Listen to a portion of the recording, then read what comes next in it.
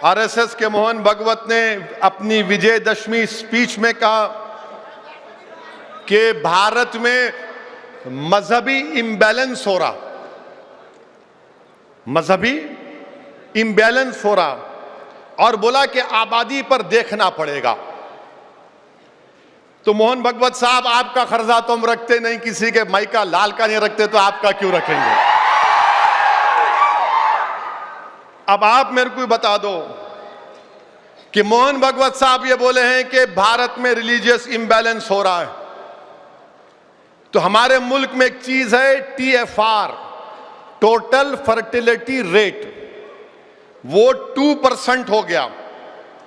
माने इंडिया का fertility rate बहुत ज्यादा गिरा, और सबसे ज्यादा अगर TFR रेट गिरा, मुसलमानों का गिरा, मुसलमानों का गिरा। ये national family health survey 5th उसका रिकॉर्ड बता रहा है।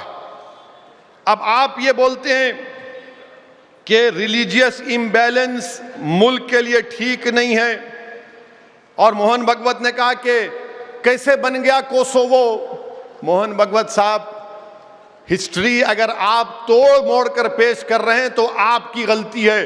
कोसोवो इसलिए बना क्योंकि सर्ब लोगों ने उन कोसोवो के मुसलमानों का जेनोसाइड किया था, इसीलिए बिल क्लिंटन के जमाने में नो फ्लाई जोन बनाकर कोसोवो को बनाया गया था। आप कहते हैं वो।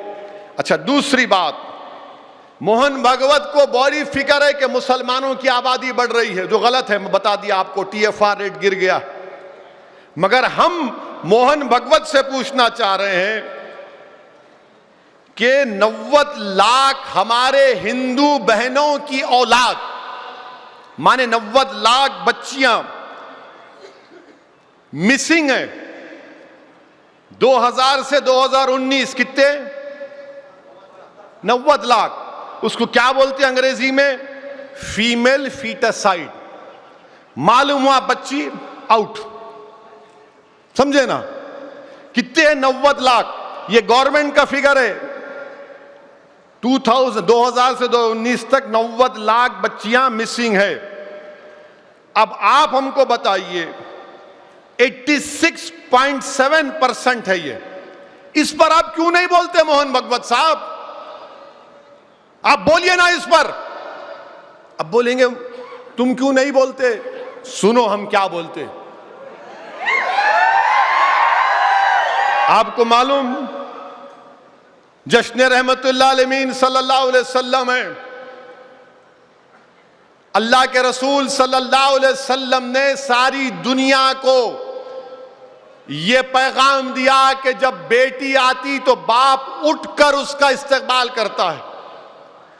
शहजादी जन्नत तशरीफ लाती तो अल्लाह के रसूल सल्लल्लाहु अलैहि वसल्लम खड़े हो जाते। अल्लाह के रसूल सल्लल्लाहु अलैहि वसल्लम ने क्या कहा कि अगर तुम घर में कोई तोहफा लाओगे, और सुनो आपके लिए भी है, मेरे लिए भी है, अगर तुम कोई घर में केक लेकर आए और तुम्हारी 2-3 बेटियां हैं या 5 बेटियां हैं और 1 बेटा है जैसा मेरे को है, तो जब केक बांटोगे तो पहले बेटियों से आखिर में बेटा। ये कौन सिखाए? हमारे आका मोहम्मद मुस्तफ़ा सल्लल्लाहु अलैहि वसल्लम।